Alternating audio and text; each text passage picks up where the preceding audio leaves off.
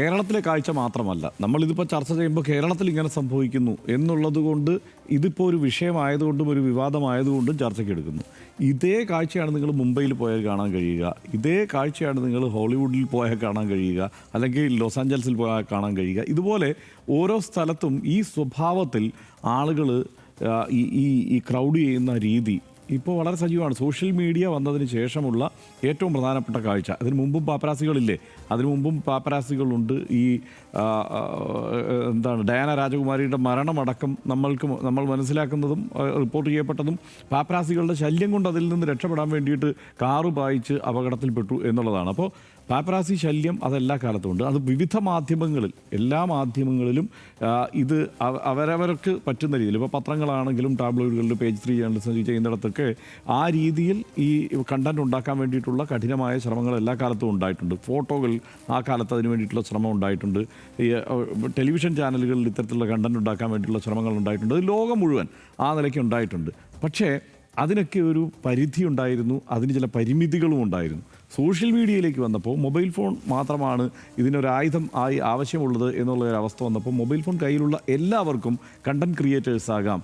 ആദ്യഘട്ടത്തിൽ ഇപ്പോൾ ആളുകൾക്ക് ആ ധാരണ മാറി വരുന്നുണ്ട്. പൊതുജനം വിചാരിച്ചിരുന്നത് ഇതെല്ലാം മാധ്യമപ്രവർത്തകരാണ് എന്നാണ്. അപ്പോൾ ആ പ്രയോഗത്തിൽ മാധ്യമപ്രവർത്തകരാണ്, പക്ഷേ ഈ ജേർണലിസം ചെയ്യുന്നവരല്ല ഇവർ ഈ ദൃശ്യങ്ങളൊക്കെ പകർത്തി നാട്ടുകാരെ അതല്ലെങ്കിൽ അതിനെ ഒരു സോഫ്റ്റ് പോൺ കണ്ടൻറ്റ് പോലെ പലതിനെയും കൈകാര്യം ചെയ്യുകയും ആ നിലയ്ക്ക് പണം സമ്പാദിക്കുകയും ചെയ്യുക എന്നുള്ളത് മാത്രമാണ് അടിസ്ഥാന ലക്ഷ്യം. അതല്ലാതെ അതിനപ്പുറത്ത് മറ്റൊന്നുമില്ല. ആളുകളെ ഹുക്ക് ചെയ്യുന്ന തരത്തിൽ ഇതിന് വേണ്ട വാക്കുകളൊക്കെ കൊടുക്കുക. നമ്മളിപ്പോൾ കണ്ടു കഴിഞ്ഞാൽ ഒരു ഘട്ടത്തിൽ ഇപ്പോൾ നീലക്കുയിൽ അങ്ങനെയൊക്കെ പറഞ്ഞിട്ട് എന്തൊക്കെയോ കുറേ പേജുകളുണ്ട്. ഇതെല്ലാം എങ്ങനെയാണ് നമ്മൾ കണ്ടുകൊണ്ടിരുന്നത്? ഈ ഏതെങ്കിലും സിനിമാ നടിമാരൊക്കെ ഏതെങ്കിലും വഴിക്ക് പോയാൽ, സിനിമാ നടിയാവണ്ട, ഏതെങ്കിലും സ്ത്രീകൾ പോയാൽ അവരുടെ ഒരു അംഗവടിവ് പ്രദർശിപ്പിക്കുന്ന തരത്തിലൊരു ഫ്രെയിം വെച്ചിട്ട് അത് മാത്രം കാണുക, പ്രത്യേകിച്ച് വേറെ എന്തെങ്കിലും അതിനകത്തൊരു സംഗതിയില്ല. അപ്പോൾ അതിങ്ങനെ പ്രദർശിപ്പിക്കുക, ഇത്തരം വിഷ്വൽസൊക്കെ എടുത്ത് കട്ട് ചെയ്തിടുക. അതുപോലെ എന്തെങ്കിലും ആളുകളുടെ മരണമൊക്കെ ഉണ്ടാകുമ്പോൾ, ഇപ്പം നടന്മാരുടെയൊക്കെ മരണം ഉണ്ടാകുന്നിടത്ത് തള്ളിക്കയറുക, അവിടെ നടന്മാരും നടിമാരും വരുമ്പോൾ അതിൻ്റെ വിഷ്വൽസ് എടുത്ത് പരമാവധി ഇങ്ങനെ പ്രചരിപ്പിക്കുക. മുംബൈയിലൊക്കെ നമ്മൾ കാണുന്നുണ്ടല്ലോ, ഇപ്പോൾ നടിമാരൊക്കെ ജിമ്മിൽ പോകുമ്പോൾ അതിൻ്റെ വാതിൽക്ക് പോയി രാവിലെ എത്രയോ പേര്, അത് നമ്മൾ കാണുമ്പോൾ ആ വിഷ്വലുകളിൽ തന്നെ നമുക്ക് കാണാൻ കഴിയും. ഒട്ടേറെ പേരാണ് ഈ ഫോണുമായിട്ട് അവിടെ നിൽക്കുന്നത്. ഇതൊരു കണ്ടൻ്റായിട്ട് എടുക്കാൻ വേണ്ടിയിട്ട് അത്രയധികം പേര് ഇവിടെ നിൽക്കുന്നു. ഇതൊരു വരുമാന മാർഗമായി ഈ രീതിയിൽ അത് അവർ കൈകാര്യം ചെയ്യുന്നുണ്ട്. രണ്ടാമത്തെ പ്രശ്നം എന്താണ്? ഇവരെ പ്രയോജനപ്പെടുത്തുന്നു എന്നുള്ളതാണ്. പലപ്പോഴും പല സെലിബ്രിറ്റികളുമൊക്കെ അവരുടെ ഈ പ്രൊമോഷന് വേണ്ടിയിട്ട് ഇവരെ പ്രയോജനപ്പെടുത്തുന്നു, സിനിമകളുടെ പ്രൊമോഷന് വേണ്ടിയിട്ട് ഇവരെ പ്രയോജനപ്പെടുത്തുന്നു. ഇവരെ ഇൻഫ്ലുവൻസേഴ്സ് എന്നുള്ള പേരൊക്കെ ആ സമയത്ത് പെട്ടെന്ന് ഇവർക്ക് ഇൻഫ്ലുവൻസേഴ്സ് എന്നുള്ള പേര് വരും. ആ രീതിയിൽ ഇവരെ കൊണ്ടുപോയിട്ട് ഇവർക്ക് വേണ്ടിയിട്ട് നല്ല ഇൻഫ്ലുവൻസേഴ്സ് ഉണ്ട്, നല്ല കണ്ടൻറ്റ് ക്രിയേറ്റ് ചെയ്യുന്നവരുണ്ട് യൂട്യൂബിലുമൊക്കെ.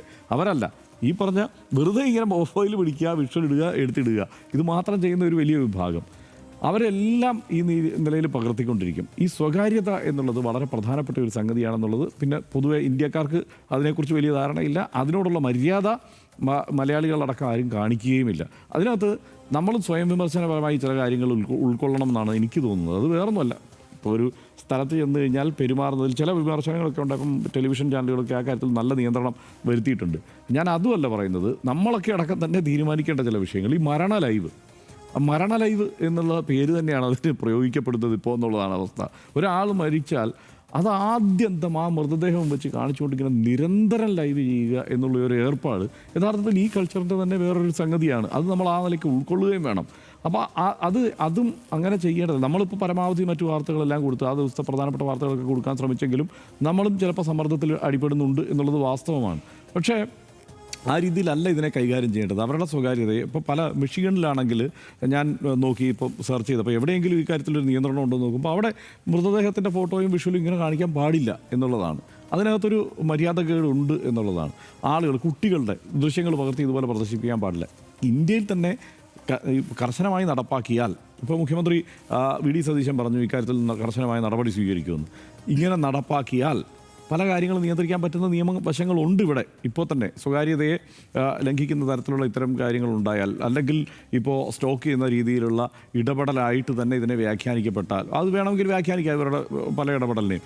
അതൊക്കെ കൃത്യമായ നിയമ നടപടികളിലൂടെ കൊണ്ടുപോകാൻ കഴിയുന്ന ഒരു സാഹചര്യമൊക്കെ ഇന്ത്യയിലുണ്ട്. നിലവിലുള്ള നിയമങ്ങൾ തന്നെ കാര്യക്ഷമമായി പ്രയോഗിച്ചാൽ ഇവരെ നിയന്ത്രിക്കാൻ കഴിയും എന്നുള്ള കാര്യത്തിൽ തർക്കമൊന്നുമില്ല. പിന്നെ ഒരു കാര്യം ശ്രദ്ധിക്കേണ്ട ഒരു സംഗതി, ഇത്തരം ചടങ്ങുകൾ നടക്കുമ്പോൾ നേരത്തെ തന്നെ ഇപ്പോൾ പല രാജ്യങ്ങളിലും പലയിടത്തും നേരത്തെ തന്നെ പ്രഖ്യാപിക്കും ഈ ഫോണുമായിട്ട് ഇങ്ങോട്ട് വന്നേക്കരുത് എന്നുള്ളത് കൂടി പറയാം. ഇപ്പോഴത്തെ സാഹചര്യം ഇതാണ് എന്ന് തിരിച്ചറിഞ്ഞുകൊണ്ട് അങ്ങനെ ഒരു നിർദ്ദേശം കൂടി മുന്നോട്ട് വെച്ചാൽ വളരെ നന്നാവുമെന്നാണ് എനിക്ക് തോന്നുന്നത്.